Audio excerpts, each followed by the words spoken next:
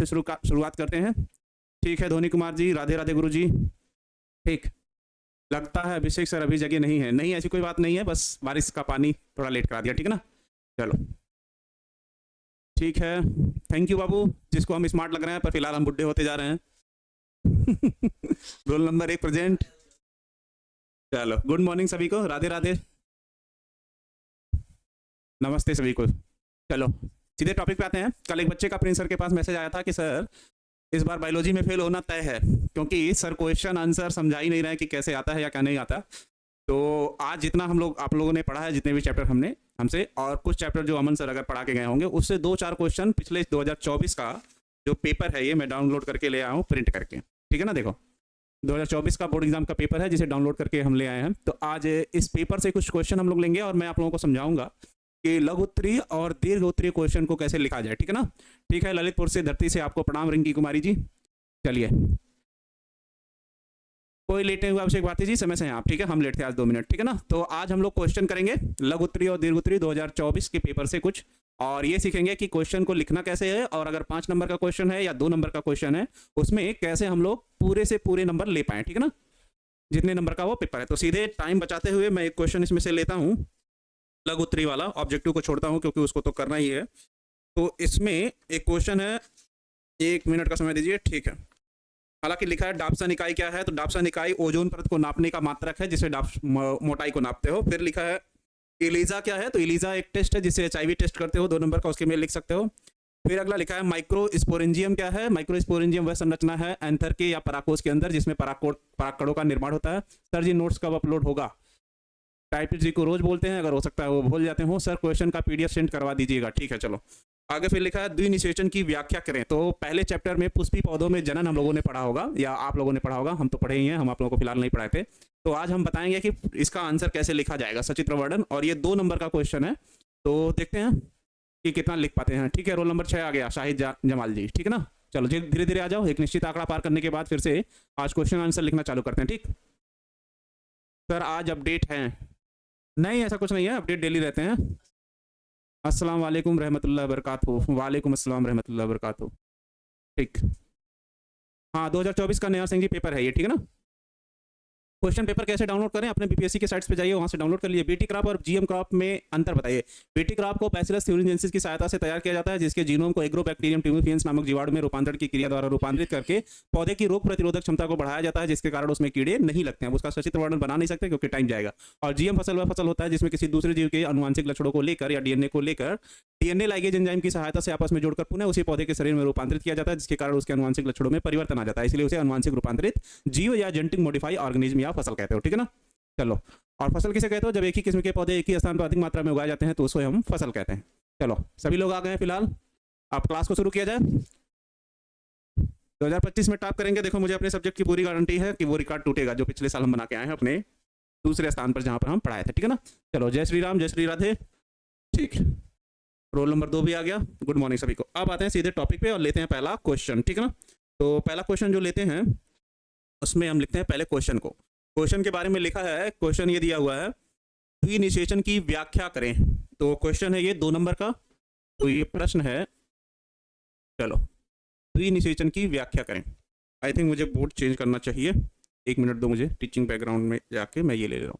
प्रश्न है द्विनिषेचन, चलो किसी कलर से लिख दे रहा है, द्विनिषेचन निषेचन की व्याख्या करें, की व्याख्या करें, ये दिया हुआ है क्वेश्चन, ठीक। और इसकी इंग्लिश लिखा है explain double fertilisation, I think, हाँ यही लिखा है एक्सप्लेन डबल फर्टिलाइजेशन,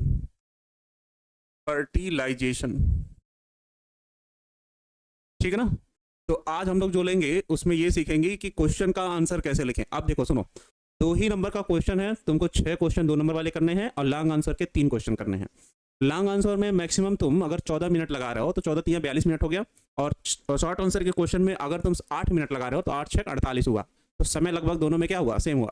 और 48 48 जोड़ोगे तो 80 और जो भी 8 दूना 16, 96, 196, 1.5-2 घंटे के आसपास आप हो जाओगे। और 1 घंटा बैठ के क्या करोगे तुम, बाकी बच्चों का मुंह देखोगे। तो क्यों ना चाहे लॉन्ग आंसर हो चाहे शॉर्ट आंसर हो, उसको अच्छे से बढ़िया से लिखने की कोशिश करें ताकि वो हमें पूरा नंबर दे, ताकि तुम बाकी समय बचा के बैठ के सबको मुंह ना दिखाओ कि मेरा हो गया मेरा हो गया, ठीक है ना। इस बात का ध्यान रखना। सर ये चैप्टर कब खत्म हो जाएगा जो अभी पढ़ रहा है, जयप्रदो के 2 दिन में खत्म हो जाएगा, फिर उसके क्वेश्चन पे आ जाएंगे, ठीक है ना। एकदम टाइम टेबल के हिसाब से चलेंगे, उसको परेशान मत रहना। ठीक है अभिषेक भारती जी, मुंह बंद हो जाएगा सबका, ठीक है ना। चलिए जल्दी से जुड़िए पहले। ठीक, इस क्वेश्चन का आंसर सर गलत लिखे हैं। क्या लिखे हैं भाई गलत? TOUBLE FERTIELIZATION, सही है। TION, अच्छा एन छूट गया था। एक्सप्लेन EXPLAIN, ठीक है सही है। इतनी बात समझ में आ गई? चलो ठीक है, सही हो गया। चलो अब आते हैं, समय नहीं बचाना एग्जाम में, एकदम टाइम पे पेपर को लिखना और अच्छे से लिखना, ताकि 2 ही नंबर का क्वेश्चन हो तो उसमें 0.5 भी वो ना काटे। तो सबसे पहले हम लोग इसके उत्तर में आएंगे अगर, ठीक है ना। चलो टॉपिक पे आते हैं अब सीधे। अब आते हैं इस प्रश्न के उत्तर पर, ठीक, उत्तर पर, इस प्रश्न के उत्तर पर। तो कह रहा है कि अगर कह रहा है डबल फर्टिलाइजेशन किसे कहते हैं, तो सबसे पहला हेडिंग हमारा यही होना चाहिए, डबल फर्टिलाइजेशन। तो सबसे पहले हेडिंग डालोगे डबल फर्टिलाइजेशन, फर्टिलाइजेशन, या इसी को हिंदी में भी फिर लिखना द्विनिषेचन, द्विनिषेचन, या ये कर सकते हो कि द्विनिषेचन को बाहर लिखो और डबल फर्टिलाइजेशन को अंदर लिखो, ठीक ना।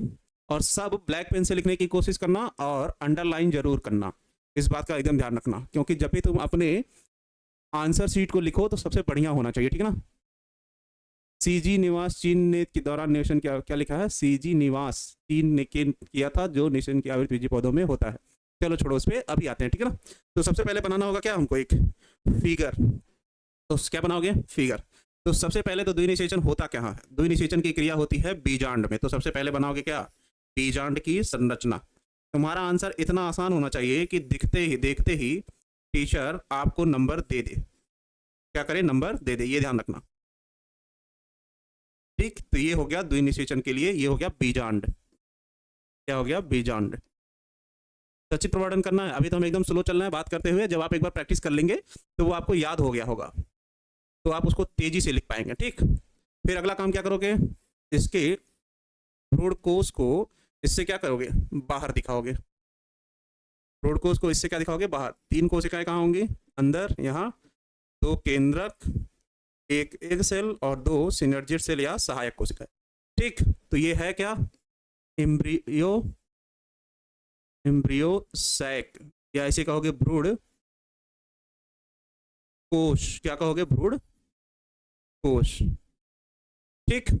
चुपचाप देखते रहो, उसके बाद अभी समझ लेना। सर इतना इंग्लिश में लिखेंगे तो जो क्वेश्चन का आंसर याद रहेगा उसको भूल जाएंगे। हम इंग्लिश हिंदी इसलिए लिख रहे हैं क्योंकि दोनों लोग 2 तरीके के बच्चे हो सकते हैं यहाँ पे, तो दोनों को याद हो जाए, ठीक। तो आप हिंदी भी लिख सकते हैं केवल, कोई दिक्कत नहीं है, ठीक।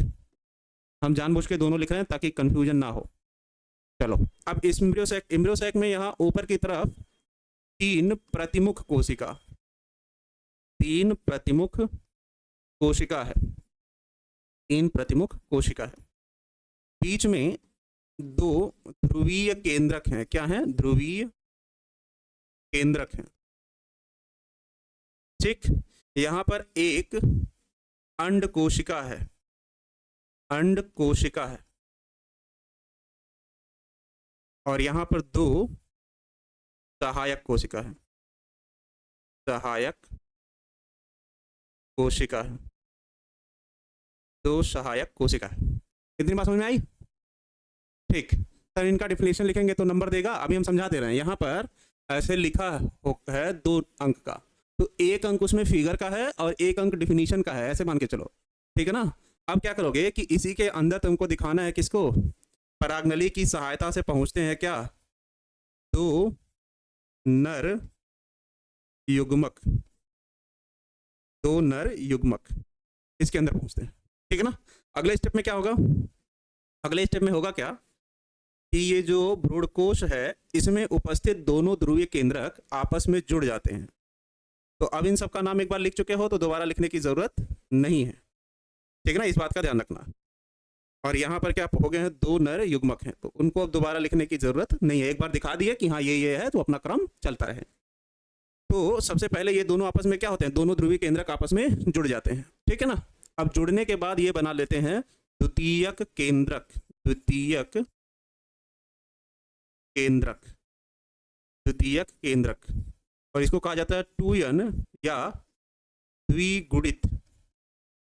क्या कहते हो? द्विगुणित। अब द्विगुणित, अगुणित, त्रिगुणित ये सब आप लोग पहले पढ़ चुके होंगे, ठीक है ना? ठीक। अब सहायक कोशिका कैसी होती है? अगुणित। एग सेल या अंड कोशिका अगुणित, केंद्रक अगुणित, प्रतिमुख कोशिका अगुणित। अब अगुणित का मतलब नहीं समझ में आ रहा तो उसको बाद में हम समझा देंगे, ठीक है ना? 2 नंबर का क्वेश्चन है तो फिगर बनाना जरूरी है, डिफिनीशन लिखना सकते हैं, सिर्फ दोनों लिखना जरूरी है, ठीक है ना? कभी भी बायोलॉजी बिना फिगर के आंसर देने की कोशिश मत करना, क्योंकि आधे आधे नंबर डिवाइड होते हैं फिगर और थियरी पे, चीज का ध्यान रखना, ठीक? और समय नहीं लगेगा, अभी तो मान लो मैं बोल बोल के समय ले रहा हूँ, उस समय नहीं लगेगा जब आप लिखेंगे, तो ये इस तरीके से हो जाएगा। अब कह रहा है कि एक नर युग्मक जुड़ेगा किससे? एक नर युग्मक जुड़ेगा द्वितीयक केंद्रक से। किससे जुड़ेगा? द्वितीयक केंद्रक से। और दूसरा नर युग्मक जुड़ेगा किससे? अंड कोशिका से, ठीक है ना? अंड कोशिका से। और नर युग्मक भी कैसे होते हैं? अगुणित होते हैं। इतनी बात को समझेगा, क्योंकि ये दोनों अर्धसूत्री कोशिका विभाजन की क्रिया की सहायता से बने होते हैं। तो ये हो जाएगा इतना फिगर, ठीक। अब अगले स्टेप में क्या होगा? अगले स्टेप में होगा क्या कि यहां पर एक नर युग्मक जब दूसरे नर युग्मक इससे द्वितीय केंद्रक से जुड़ेगा, और एक एग सेल अभी यहां है और 2 सहायक कोशिकाएं अभी यहां हैं, और यहां पर एक एग सेल अभी बचा हुआ है जो जुड़ेगा किससे? एग सेल से या अंड कोशिका से। और दूसरा तो इससे जुड़ चुका, तो जब दूसरा इससे जुड़ गया तो जो नई संरचना बनी उसे कहा जाता है प्राथमिक भ्रूणपोष।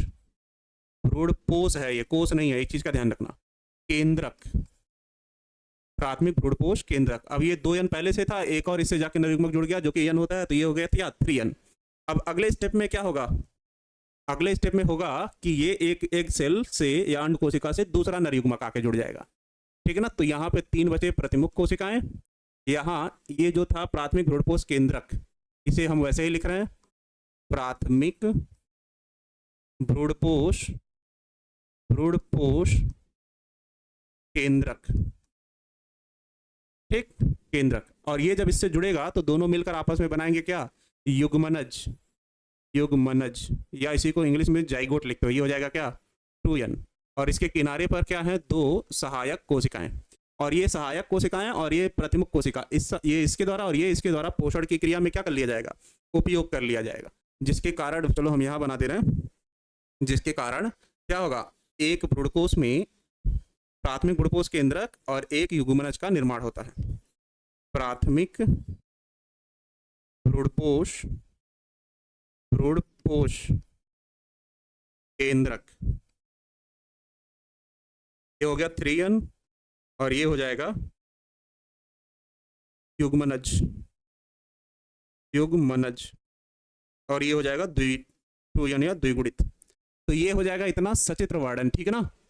Sir I am late? कुछ नहीं, कोई लेट नहीं हुआ। सुनो, क्वेश्चन क्या था? द्विनिषेचन की क्रिया क्या व्याख्या करें। कितने नंबर का है? 2 नंबर का, ठीक है ना? इस बात का ध्यान रखना। जिसमें 1 नंबर तुमको क्या मिलेगा? फिगर का, और 1 नंबर तुमको किसका मिलेगा? थियरी का, या जो आप उसके बारे में लिखे होंगे, ठीक है ना? इतनी बात समझ में आ गई? अब स्टेप बाय स्टेप कैसे बना, तो लिखोगे क्या? द्विनिषेचन की क्रिया मादा जनन अंग में उपस्थित बीजांड के भ्रूणकोष वाले भाग में होती है, जिसके चलाजा वाले या निभागा वाले भाग की तरफ 3 प्रतिमुख कोशिका तथा बीजांड द्वार वाले भाग की तरफ 1 अंड कोशिका व 2 सहायक कोशिकाएं होती हैं, जिसमें परागनली की सहायता से 2 नर युग्मक प्रवेश करते हैं। यह सभी संरचनाएं अर्धसूत्री कोशिका विभाजन के कारण बनती है, जिसके कारण यह अगुणित होती हैं। जिसमें से एक नर युग्मक अंड कोशिका से जुड़कर क्या बनाता है? युग्मनज, जबकि दोनों ध्रुवीय केंद्रक आपस में जुड़कर द्वितीय केंद्रक का निर्माण करते हैं, जिसे दूसरा नर युग्मक जुड़कर क्या बनाता है? प्राथमिक भ्रूणपोष केंद्रक बनाता है। और यह सहायक कोशिका सिनर्जिस्ट से प्रतिमुख कोशिकाओं को और सहायक कोशिकाओं को पोषण की क्रिया में उपयोग कर लेते हैं। अब 2 चीज सुनो, यहाँ पे कभी कभी लिख देगा द्विनिषेचन की क्रिया का व्याख्या करने के स्थान पर द्विनिषेचन की क्रिया का रेखा चित्र या सचित्र वर्णन करें, ये भी लिखा हो सकता है। क्या चीज? नोट में यहाँ लिख लो, इंपॉर्टेंट में लिख लो। कह रहा है यहाँ पे लिखा हो सकता है रेखा चित्र या सचित्र वर्णन करें, तो ये भी लिखा हो सकता है। इस बात का विशेष ध्यान रखना, ठीक है ना? इस बात का विशेष ध्यान रखना कि यहाँ पे ये भी लिखा हो सकता है, ठीक है ना?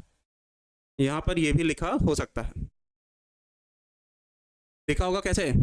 द्विनिषेचन की क्रिया का रेखा चित्र द्वारा वर्णन करें या व्याख्या करें, या लिखा हो सकता है द्विनिषेचन की क्रिया का सचित्र वर्णन करें, या ये क्वेश्चन तो पूछा ही है द्विनिषेचन की क्रिया का व्याख्या करें, ठीक है ना? सर जी क्वेश्चन में स्ट्रक्चर बनाना पड़ेगा क्या? हाँ बिल्कुल बनाना पड़ेगा। तुम अपनी कॉपी सबसे अलग नहीं दिखाओगे तो तुम टॉपर कैसे बनेगे? पूरे बिहार में ये क्वेश्चन तो कॉमन रहा होगा, पर इस क्वेश्चन का जो ये 2 नंबर है क्या सबको सेम मिला होगा? नहीं, कुछ बच्चों को एक जैसा मिला होगा, कुछ बच्चों को एक जैसा नहीं मिला होगा। तो उससे तुमको बचने के लिए अपने आंसर को, ठीक है ना, सबसे अलग लिखना पड़ेगा, जो पूरी तरीके से फिगर उसको देखते ही समझ में आ जाएगा, अच्छा हाँ ये ऐसे जुड़ा है, ये ऐसे जुड़ा है, क्रम से ऐसे बच्चे ने बना दिया है, और फिर लिखा भी अच्छे तरीके से होगा। तो ये प्रश्न भी लिखना चाहिए, हाँ लिखना चाहिए प्रश्न, ठीक है ना, इस बात का ध्यान रखना। आज क्वेश्चन आंसर करना सिखा रहे हैं अनिमेश कुमार जी, और कुछ नहीं, ठीक है ना। सर हम आज तक किसी बात को लेकर, किसी बच्चे ने किया था मुझे पता नहीं, ठीक है ना, प्रिंस सर कल बताएं हमको कि सर एक बार उन लोगों को समझा दीजिए कि फिगर बनाना क्यों जरूरी है और कैसे बनाना है, ठीक है ना। तो ये सुनो, पहली चीज, ये किसी भी चीज का, या किसी भी चीज का नहीं, सीधे सीधे समझो, द्विनिषेचन की क्रिया का ये सचित्र वर्णन है, ये ध्यान रखना।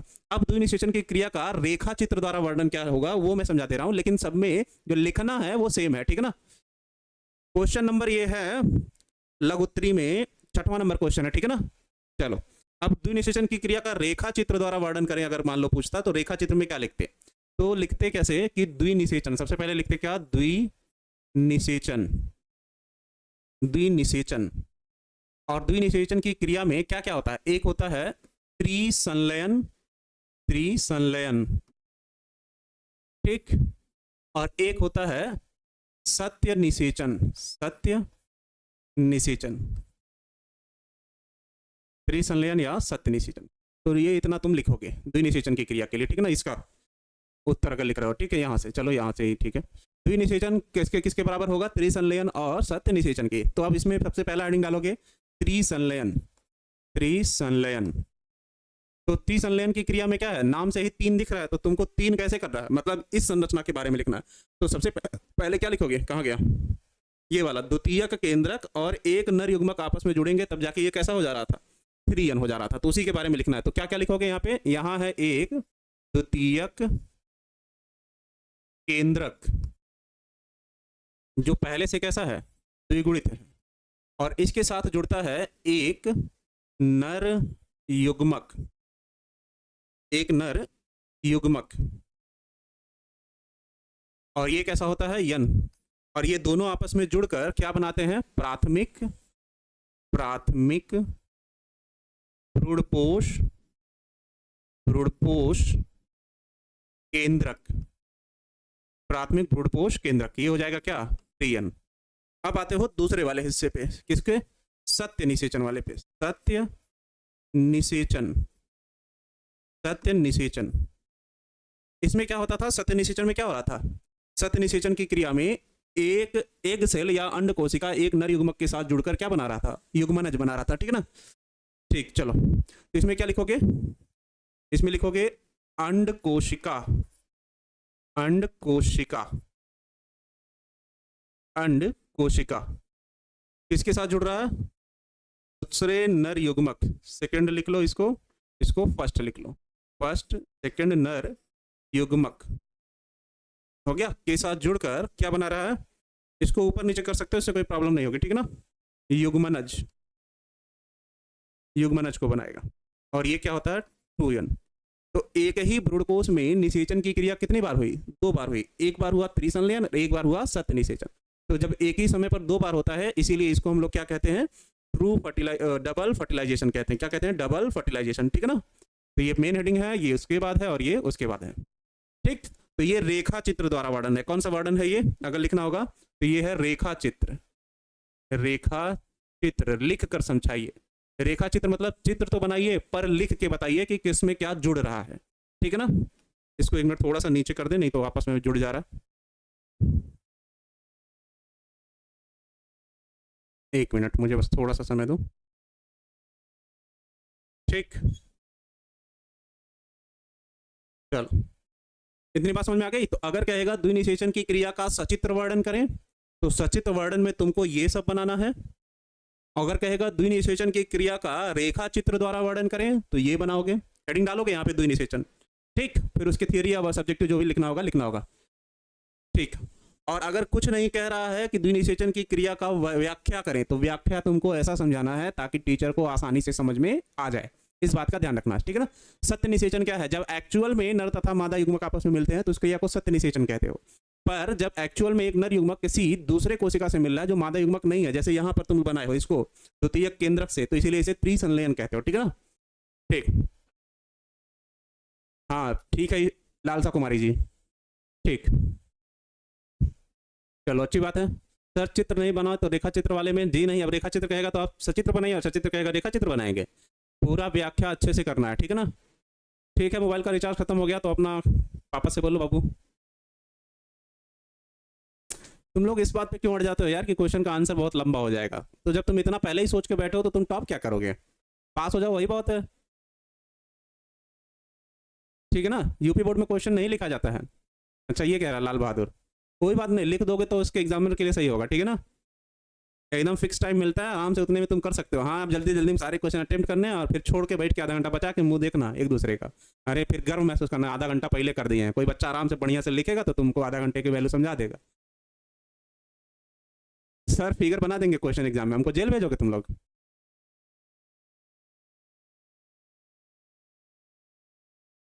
दो नंबर का क्वेश्चन है अमन आजाद जी, ये आपको भी पता है, ठीक है। पहले बताओ इतना समझ में आ गया ना कैसे बनाना है, सचित्र वर्णन में कौन सा फिगर हो सकता है, रेखा चित्र में कौन सा वर्णन हो सकता है और व्याख्या में कौन सा वर्णन चित्र हो सकता है, इतनी बात समझ में आ गई।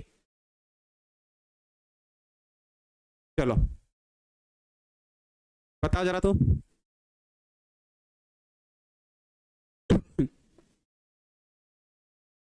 ठीक है कोई बात नहीं, बहुत अच्छी बात है। क्वेश्चन मार्क जी, फिगर पेन से बनाने की कोशिश करना भाई, रोज कहते आए हैं हम। सर नेक्स्ट, ठीक, इसकी थियरी में कैसे लिखोगे, थियरी भी हम लिख दे रहे हैं ताकि तुमको समझने में आसानी हो जाए। ठीक, एक दिन हम लोग इसी पे लगा लेते हैं, कोई बात नहीं होगी, अपने लिए यही पढ़ रहे हैं। तो हेडिंग डालेंगे हम लोग द्विनिषेचन, द्विनिषेचन, या इसे कहोगे क्या, double double fertilisation, fertilisation, double fertilisation. ठीक, कोई मुझे बताएगा द्विनिषेचन की क्रिया के बारे में सबसे पहले किसने बताया था, द्विनिषेचन की क्रिया के बारे में सबसे पहले किसने बताया था, मुझे ये बताओ। अरे हिंदी इंग्लिश दोनों लिखा है यार, कहाँ परेशान है। द्विनिषेचन की क्रिया के बारे में सबसे पहले किसने बताया था, कोई मुझे ये बताएगा, चलो बताओ जल्दी। द्विनिषेचन की क्रिया के बारे में किसने बताया था, सर बताओ जल्दी। 2 नंबर का है नेहा कुमारी जी। अरे 6 ही क्वेश्चन तुमको 2-2 नंबर के करने हैं ना, तुम लोग इतना क्यों 15 चक्कर 90 1.5 घंटा अगर तुम शॉर्ट आंसर पे लगा रहे हो और तुम मान के चलो 1 घंटा उस पे लगा रहे हो, क्या नाम है लॉन्ग आंसर, उसमें तो 1 घंटा भी नहीं लगा मेरे हिसाब से, 35 मिनट में भी हो जाएगा 3 क्वेश्चन दीर्घोत्तरी। नवाशीन ने, सही बात है, 1898 में नवाशीन ने, ठीक, नवाशीन ने 1898 में। द्विनिषेचन की खोज किस पौधे में हुई थी जरा बताओ। तो सबसे पहले लिखोगे क्या, आवृत बीजी, आवृत बीजी पौधों में, आवृत बीजी पौधों में द्विनिषेचन की क्रिया, द्विनिषेचन,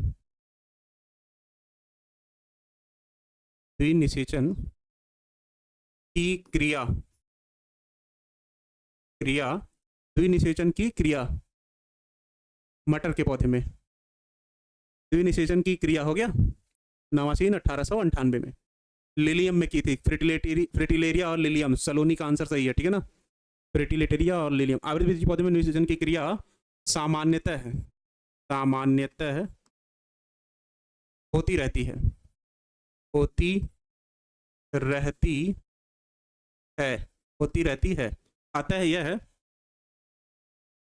अतः यह, अतः यह इन पौधों का, इन पौधों का, पौधों का प्रमुख लक्षण होता है, प्रमुख लक्षण होता है, प्रमुख लक्षण होता है।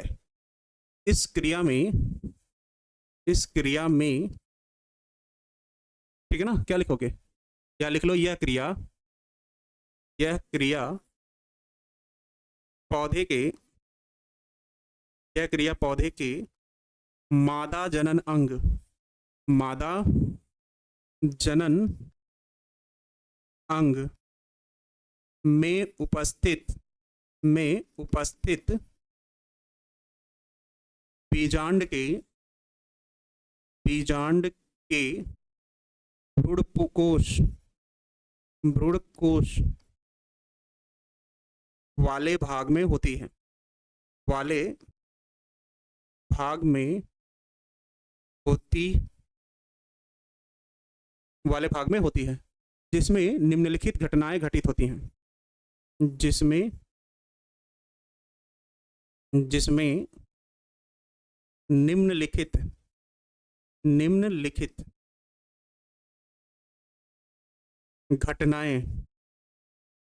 घटनाएं घटित होती हैं, निम्नलिखित घटनाएं घटित होती हैं। पहला क्या लिखोगे? चलो पहला यहाँ हेडिंग डाल लो, क्या? त्रिसंलयन, या इसी को इंग्लिश में लिखते हो ट्रिपल फ्यूजन।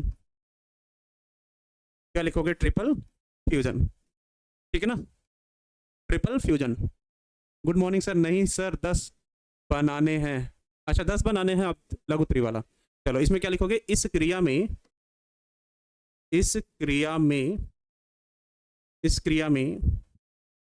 द्वितीयक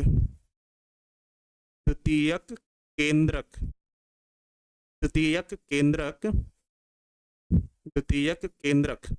हो गया। एक नर युग्मक के साथ जुड़कर एक नर युग्मक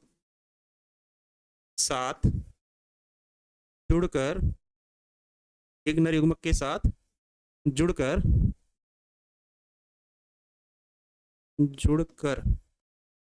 प्राथमिक भ्रूणपोष केंद्रक का निर्माण करता है। भ्रूणपोष केंद्रक का निर्माण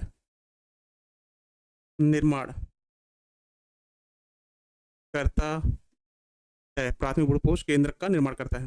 इसके आगे लिख देना 3n पहले। का निर्माण करता है। इतनी बात समझ में आ गई? प्राथमिक भ्रूणपोष केंद्रक का निर्माण करता है। उसके बाद आओगे दूसरे वाले को क्या लिखोगे? सत्य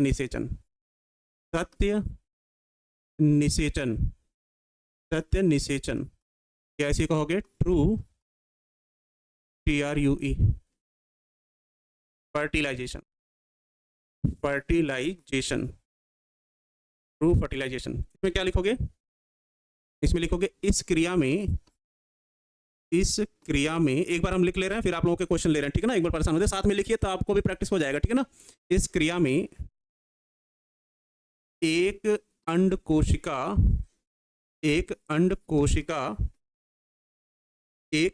कोशिका दूसरे नर युग्मक के साथ जुड़कर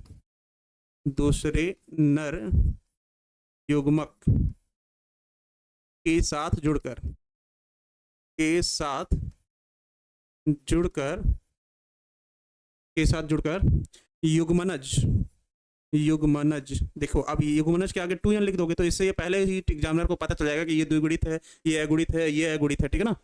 का निर्माण करता है।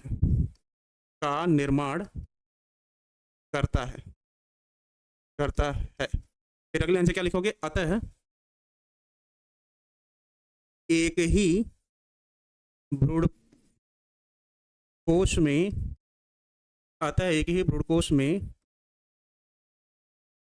एक ही समय पर निषेचन की क्रिया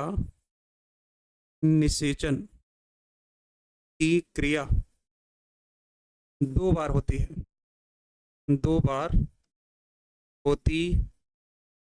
है, जिसके कारण इसे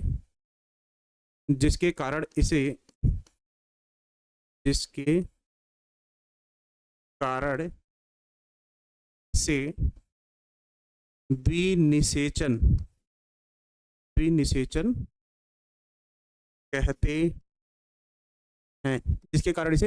कहते हैं, ठीक है ना? जीन किसे कहते हैं? जीन डीएनए में उपस्थित वह संरचना होती है जो आनुवंशिक लक्षणों को धारण करती है और डीएनए के साथ जुड़कर डीएनए के साथ जुड़कर एक पीढ़ी से दूसरी पीढ़ी में स्थानांतरित होती है। पंकज कुमार जी, ठीक है ना।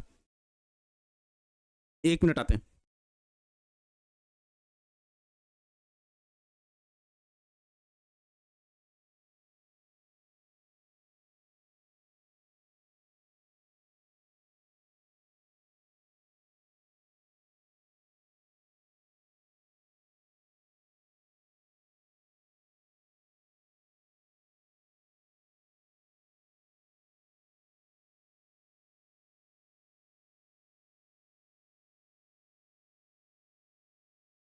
ठीक, और एक लाइन लिख देना इसमें नोट में।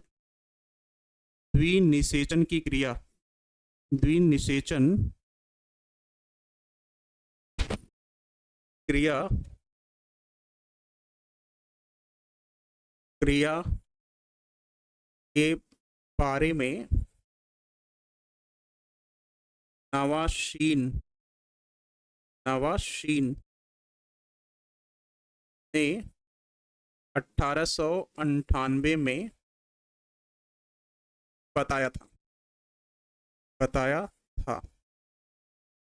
उन्होंने इसकी खोज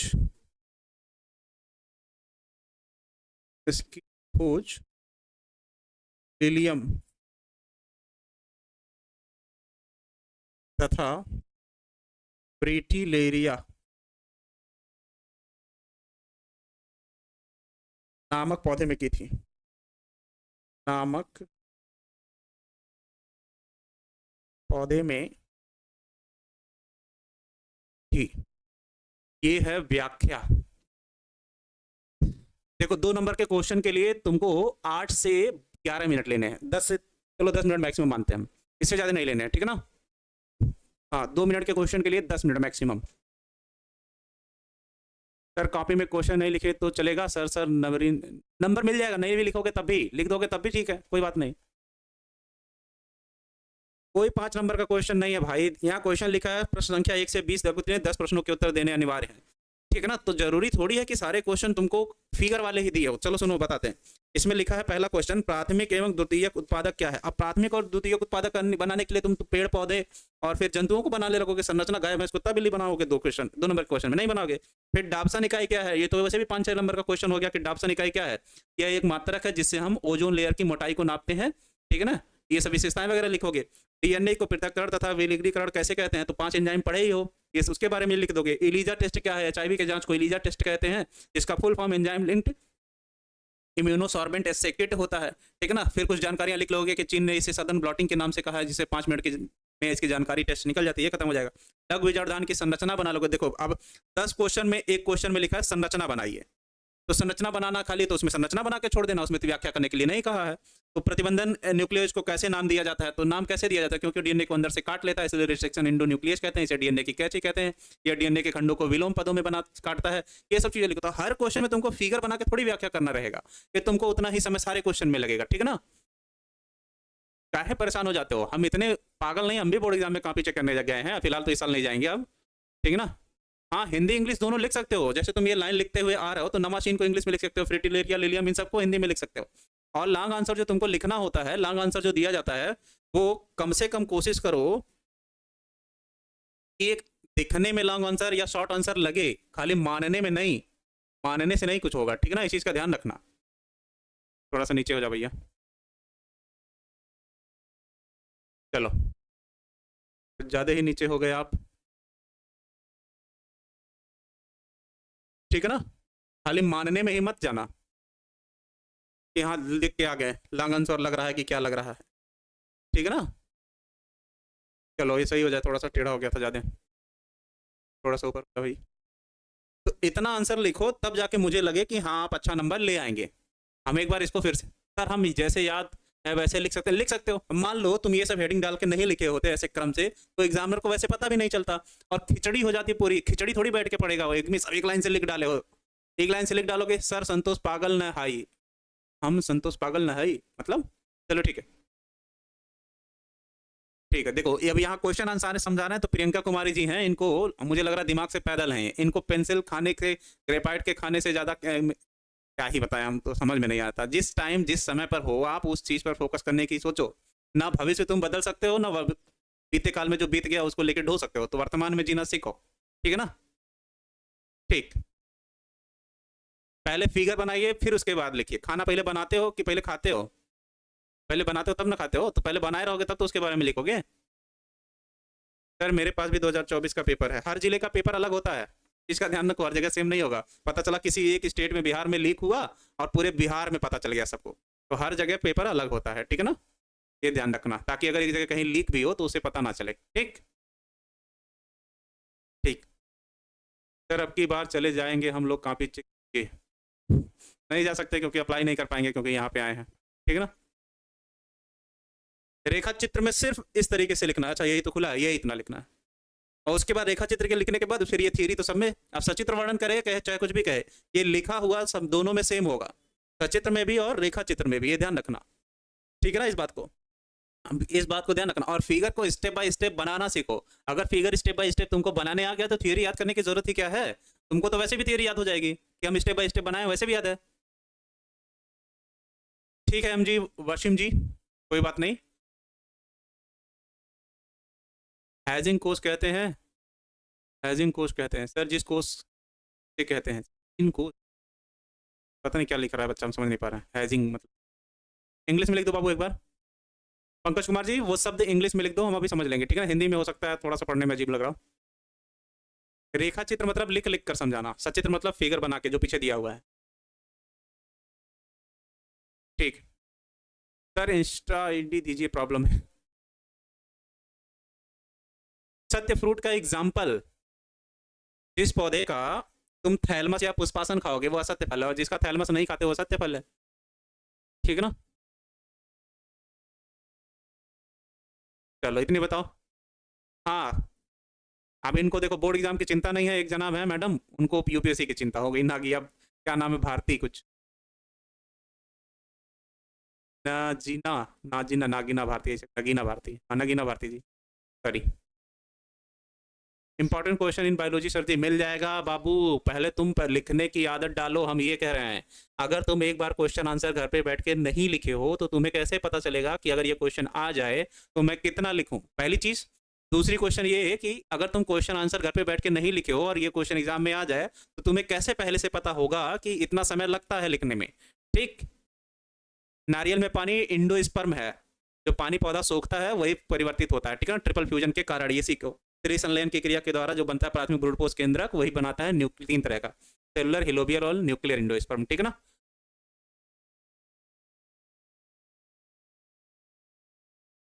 एप्पल असत्य फल है, आराधना साहू जी। क्रैश कोर्स का बुक तैयार है, कल उसको कंप्लीट कर देंगे हम। कल हो सकता है एक सेट बन के आए मेरे पास देखने के लिए कि इसमें कुछ मिसप्रिंट है तो सही कर दीजिए। ऑब्जेक्टिव क्वेश्चन पहले आपको करने के लिए ओएमआर दी जाएगी और 40-45 मिनट के बाद फिर ले ली जाएगी। 40-45 नंबर के मिनट में उस क्वेश्चन को तुमको करना होगा। जितना जल्दी ऑब्जेक्टिव क्वेश्चन करके ओएमआर दे दोगे उतना जल्दी तुमको कॉपी मिल जाएगी लिखने के लिए। ठीक है? Ravi Kumar ji happy birthday.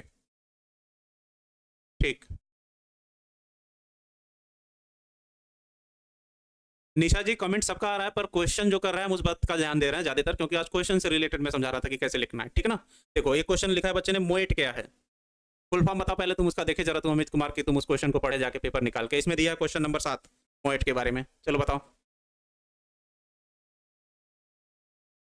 कुछ एफर्ट अपने बीमार हो।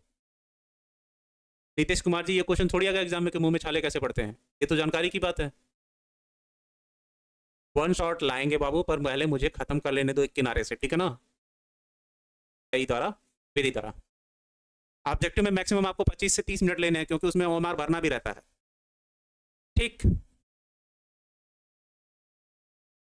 सर सत्य फल क्या है जिसमें खाने योग्य भाग अंडाशय या ओवरी होता है?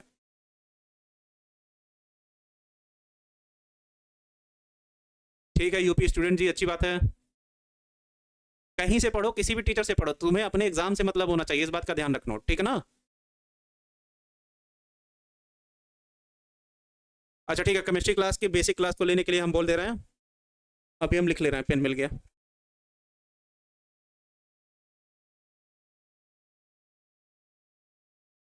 आज बोलते हैं हम सर से विवेक सर से, ठीक।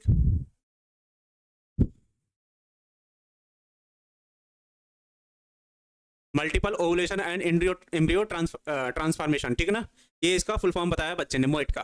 तो मल्टीपल एम्ब्रियो कहने का मतलब क्या, इन विट्रो फर्टिलाइजेशन की क्रिया में एक से अधिक स्पर्म को फैलोपियन ट्यूब में ट्रांसफर किया जाता है ताकि कोई ना एक निषेचन की क्रिया कर ले। और यह क्रिया कब की जाती है, जब जनन अक्षमता पाई जाती है या तो महिला में या तो पुरुष में, ठीक है ना। बहुभ्रूणता उसको तुम पौधे में भी ले आ सकते हो, जैसे नींबू और संतरे में अलग अलग चेंबर बनता है बहुभ्रूणता के कारण मल्टीपल वाला, वही चीज पौधे में भी ले सकते हो। पित्त फल को असत्य फल कहते हो, जैसे सेब।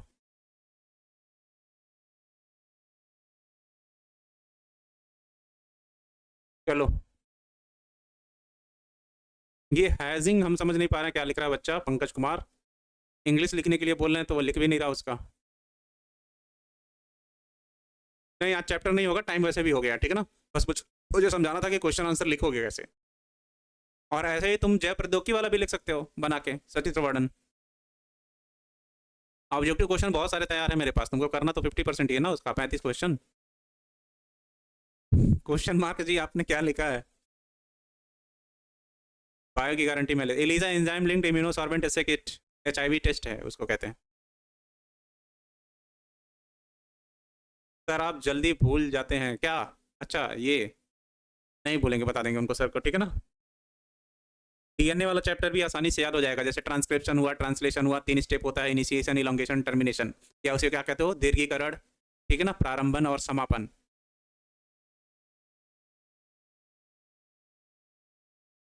सर आप छोड़ के पढ़ते हैं क्यों सर, मतलब अच्छा छोड़ के पढ़ाते क्यों सर, छोड़ के नहीं पढ़ाते, जितना एनसीईआरटी में पहले हेडिंग दिया उसको क्लियर करेंगे, फिर एक एक शब्द को क्लियर करेंगे, इस बात का ध्यान रखना, ठीक है ना, ताकि छूटे ना। अब ऐसे ही 3-4 क्वेश्चन लेके बैठो जो चीज़ तुम लोग पढ़ चुके हो, और उसको लिखने की कोशिश करो, जब तक तुम लिखोगे नहीं तब तक तुमको नहीं आएगा, कितनी भी कोशिश कर लो, ठीक है ना। हाँ हम लिखे सचित्र और रेखा चित्र दोनों है, पर एग्जाम में कोई एक ही लिखना होगा, व्याख्या कहेगा तो सचित्र वर्णन कहेगा, और अगर उसने कह दिया है कि रेखा चित्र द्वारा वर्णन करें तो उसको करना, ठीक है ना। अरे यार इतना बढ़िया से अगर तुम लिखोगे तो सोचो क्या वो नंबर काटने की हिम्मत रखेगा, नहीं रखेगा, ठीक। हाँ 1 शॉट लेंगे, इतना परेशान मत रहो। और 1 शॉट तुमको क्या लग रहा है इतना आसान है इस बायो में, बहुत मेहनत तरीके से हर क्वेश्चन को हर टॉपिक को ऐसे फिगर वाइज बना के समझाएंगे।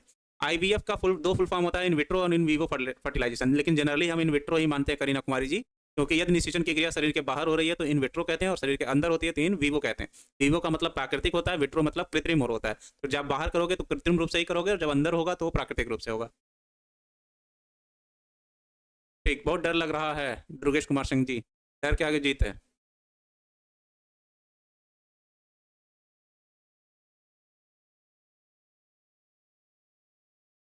अभिषेक भारती जी आपका पढ़े हैं हम, ऐसा नहीं नहीं पढ़े हैं, पर अब वो इंग्लिश आई थी, हम तो आपसे पूछ। सर ब्रेन में सेल डिवीजन क्यों नहीं होता है, ब्रेन में सेल डिवीजन क्यों नहीं होता। नर्व टिश्यू ऐसे टिश्यू हमारे सेल में बॉडी में जिसकी लंबाई होती है 1.5 से 2 मीटर, अगर वो डिवाइड होगा तो क्या 1.5 से 2 मीटर की लंबी कोशिकाएं बन पाएंगी, नहीं, ये उसमें डिवीजन नहीं होता है, ठीक है। और दूसरी चीज़ उसमें सेंट्रियोल नहीं पाया जाता, जिसके कारण उसमें डिवीजन की क्रिया नहीं होती है, सेंट्रियोल ही होता है जो क्रोमोसोम को 2 भागों में तोड़ता है, ठीक है ना। ठीक है पूजा कुमारी जी। सर आप कोई 2 टॉपिक का परिभाषा नहीं लिखते हैं क्यों सर, हम ज़्यादातर सोचते हैं कि तुमको यहीं याद हो जाए, कुछ मेहनत तो खुद भी करो, इतना फिगर कैसे बनाएंगे जैसे हम बनाए, एक्सरे कराने से कैंसर नहीं होता। DNA का ऋषिकेश कुमार जी वो सारी चीज़ें हम ले लेंगे। हाँ द्विनिषेचन की खोज की थी लिलियम में विपिन कुमार जी।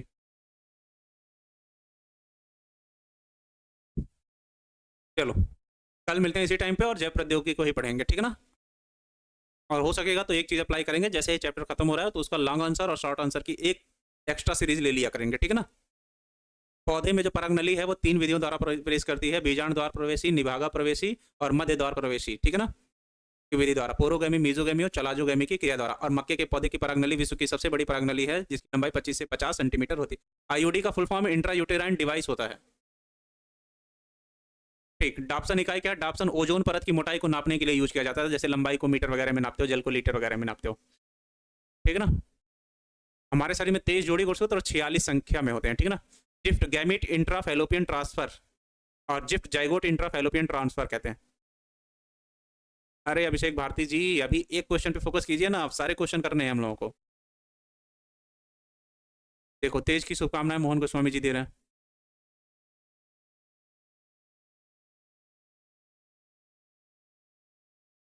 ऑनलाइन क्लास करते हैं तो सर बहुत दर्द होता है, तुम वायर वाला ईयरफोन लगाया करो बाबू, और जिसमें रबड़ ना हो। प्लाज्मोडियम फेल्सीपैरम क्या है? ये एक लार्वा है, 4 प्रकार के होते हैं मच्छर के larva, Plasmodium falciparum, Plasmodium oval, Plasmodium malaria, Plasmodium vivax. और सबका संक्रमण काल अलग होता है, किसी का 12 दिन, किसी का 14 दिन, किसी का 28 दिन। सबका कमेंट देख रहे हैं, question mark D yo I think नाम है आपका। सब्जेक्टिव थियरी और क्वेश्चन ऑब्जेक्टिव सब हो जाएगा, ठीक है ना। अब एक क्लास हर लेक्चर में ऐड करेंगे।